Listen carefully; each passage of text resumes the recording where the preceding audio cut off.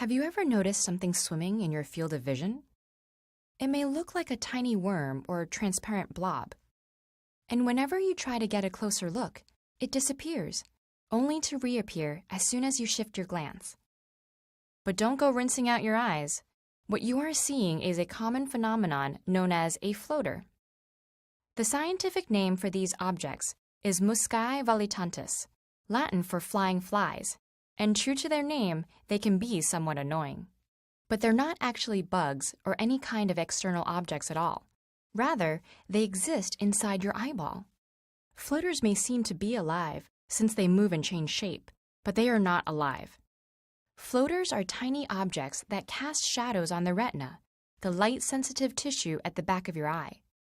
They might be bits of tissue, red blood cells, or clumps of protein. And because they're suspended within the vitreous humor, the gel-like liquid that fills the inside of your eye, floaters drift along with your eye movements and seem to bounce a little when your eye stops. Floaters may be only barely distinguishable most of the time. They become more visible the closer they are to the retina, just as holding your hand closer to a table with an overhead light will result in a more sharply defined shadow. And floaters are particularly noticeable when you are looking at a uniform bright surface, like a blank computer screen, snow, or a clear sky, where the consistency of the background makes them easier to distinguish. The brighter the light is, the more your pupil contracts. This has an effect similar to replacing a large diffuse light fixture with a single overhead light bulb, which also makes the shadow appear clearer.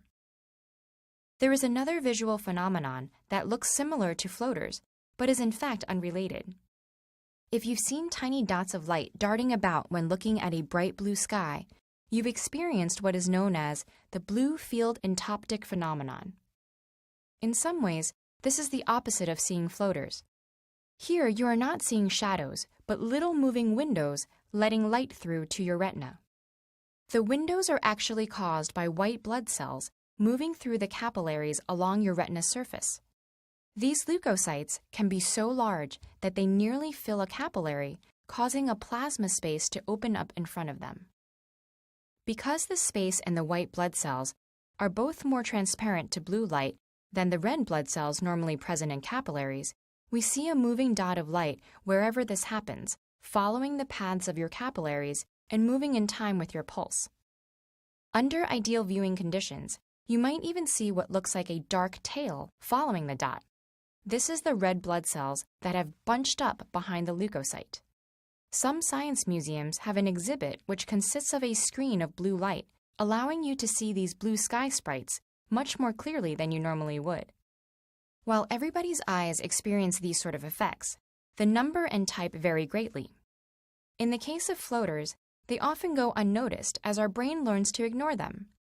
However, abnormally numerous or large floaters that interfere with vision may be a sign of a more serious condition, requiring immediate medical treatment. But the majority of the time, entoptic phenomena, such as floaters and blue sky sprites, are just a gentle reminder that what we think we see depends just as much on our biology and minds as it does on the external world.